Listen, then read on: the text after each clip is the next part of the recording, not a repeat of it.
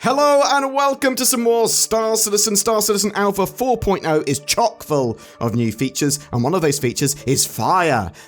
Actually, fire, not like a really good feature, although fire is a really good feature. I'm going to stop talking. This plans to really expand out some gameplay and add interest to some gameplay loops. So, in Inside Star Citizen, they said fire is a hazard you'll encounter in 4.0. This is going to be just inside your ships at this stage. They don't want fires to be everywhere for the initial rollout. So, in the future, fire might expand out to bases, structures, all that sort of jazz, and lots of different mission locations. But for 4.0, it's going to be mostly within your ship. So fire is integrated with the resource network and will burn, spread, and consume. This appears to only be with ships with interiors as well, although I suppose potentially ships that are inside another ship or that are on a planet's surface could also burst into flames. Not 100% sure if that's covered in 4.0. Also, CIG implied that it might not be every ship with an interior for 4.0. They sort of said that it was going to be as many ships as they can get working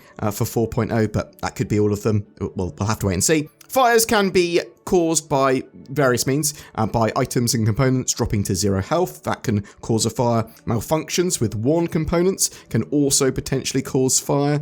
Some damage types can also ignite fires. So environmental heat can cause certain surfaces to ignite, but I suppose anything that gets hot enough will ignite. So that can be from fire, but it can also be from an environment. There's not currently a planet hot enough in game to do that right now. It is technically possible though from the systemic nature of the system. Oxygen, temperature and fuel are all tracked by the fire system to work out its propagation and spread. The room system tracks the amount of oxygen in each room, and fire needs oxygen to be able to grow, spread, burn. Surfaces all have fuel values as well. Not all materials are combustible, like glass, but things like metal panels and stuff like that, they're assumed to have cables, pipes, padding behind them, and that is combustible. If areas get hot enough from another fire, they can also catch fire. Fires will typically start small and slow, but they'll grow and rapidly start propagating the longer and larger they get. Different materials will interact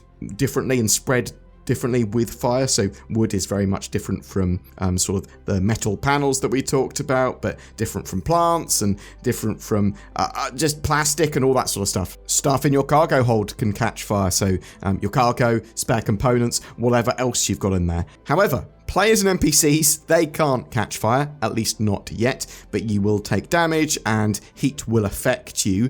Life support systems only produce a certain amount of oxygen and fire will consume that rapidly, so you can potentially asphyxiate. As I said earlier, fires can only be started in ships in 4.0, but you can potentially light an item and then move it with a tractor beam or whatever and then put it in another ship or whatever. I wonder what we can burn that's not intended in 4.0. That's one of the joys of testing, but you can effectively arson someone else's ship by damaging components or burning it with an item that you've brought on board. Now, they've tried to sync fire, so you see where it is. It is unified, it is synced. You shouldn't be standing on a hidden fire, and if there's an area that's clearly on fire, it will do fire things. This is obviously super important for Star Citizen being an MMO, because you want everything to be unified, but also for extinguishing fire and all that sort of stuff. It's a bit of a networking milestone for them having an efficient system for fire data, because it is like sending a tiny amount of data, which then bam, is saying this is where the fire is. An unchecked fire will spread throughout your ship, so bear that in mind. If you just leave it long enough, your ship will all be on fire, everything will be destroyed, and you'll crash. Fire extinguishers are included in 4.0 on loads of ships, and there's a good amount of them on player ships with interiors. They are point and shoot, so you take them out, you can then point them at a fire and shoot. You want to sort of aim at the base of a fire. They cool down the surface and take away oxygen, and then hopefully put the fire out, though you will have to spray on the sort of fire extinguisher on an area long enough so the fire is definitely out. There is a temperature readout that will give you an indicator of where needs to be focused. You'll want to make sure you get them out entirely before moving on, because they'll just catch again otherwise. Fire extinguishers use ammo, and you can charge them from the points of where you actually picked them up from. So you sort of plug them back in. This uses life support, sort of the power that life support systems use. and as such, your life support systems need to be working and powered for you to recharge your fire extinguishers. Life support is a double-edged sword when it comes to fire as well. Obviously, it produces oxygen for you to survive, and it refills your fire extinguishers, but it can also provide oxygen for the fires, which they require. You can cut life support systems to a room or open a door to space. That will also deal with a fire, meaning there's no more oxygen for it. The burn decals look amazing. They've done a really good job with the way fire looks. It's obviously come a long way in the last year or so. You can't repair the visuals of fire manually, the sort of fire damage that's left behind. But if you take it to a station, you can get it sort of repaired there to make it look new.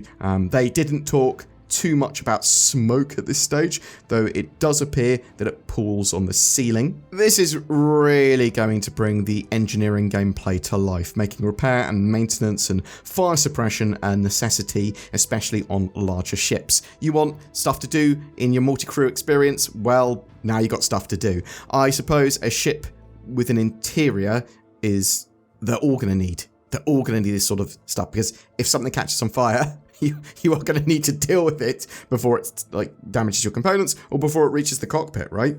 It also makes single-seaters with no interior interesting, as they're not affected by fire in the same way, right? So you're in a fighter, you don't have an interior, you don't have sort of life support systems. So, I mean, I suppose they could still be set on fire in an atmosphere or one inside another ship, but as I sort of implied earlier, we don't actually know the full extent of fire for 4.0. There's going to be loads of edge cases, and that's kind of the joy of testing this when 4.0 goes into sort of PTU. I did see a question on Spectrum as well. Will fire behave differently if I turn off a ship's gravity, since fire in zero-G behaves very differently from fire within a gravity well?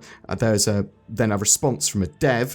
For the initial release, we won't have fire in zero-G environments. Propagation tech is gravity aware. We have an approximation which will influence the strength of convection based on gravity. This does account for zero-G. However, currently we don't have visuals to show the difference between zero-G. As you posted, fire looks very different in zero-G. So I like the fact that they are actually thinking about zero-G fires and the way that's going to look, because that's cool. You're going to see relays and stuff on fire, or you're gonna have a fire maybe take out your sort of gravity drive or whatever. So it's something for them to consider. Yeah, really looking forward to it. I think it's going to be absolutely great for engineering gameplay, and eventually this will propagate into sort of structures and missions and lots of different types of situation and area that are beyond just the interiors of ships. But that's going to be in a 4.X patch. Initial fire for 4.0, limited, but very cool. Next week's Inside Star Citizen episode is going to be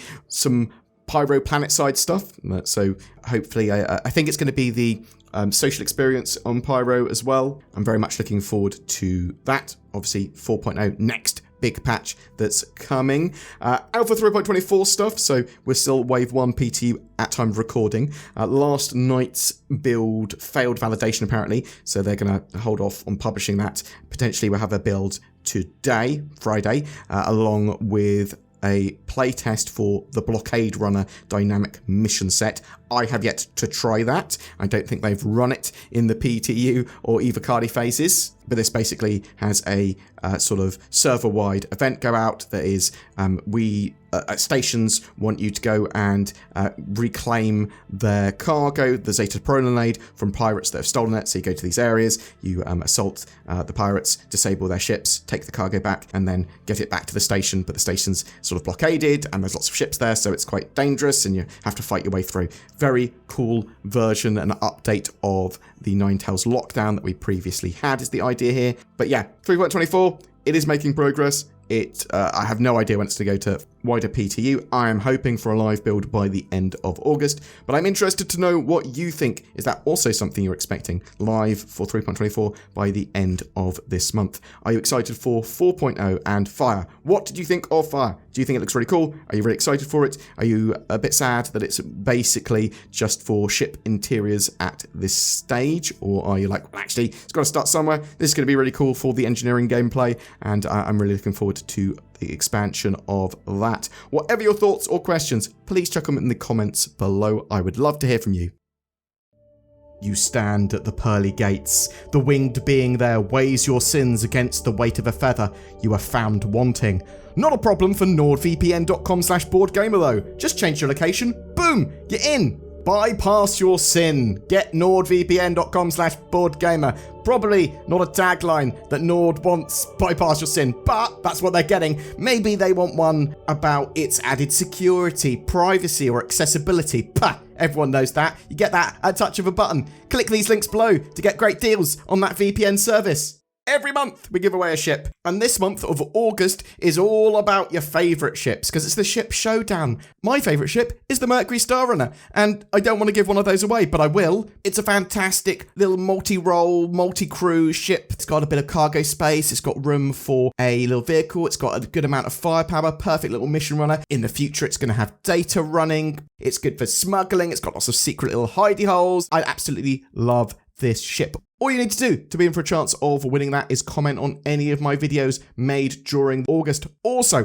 I would love to know what your favourite ship is. If you would like to further support the channel, consider just commenting or liking, subscribing. That all helps. But also there's the join button under my videos. That goes a huge way to allow us to make daily content on Star Citizen. There's also Patreon, sharing the videos, direct donations. There's links to all of that down below. Thank you so much for watching to the end. You take care and have a great day.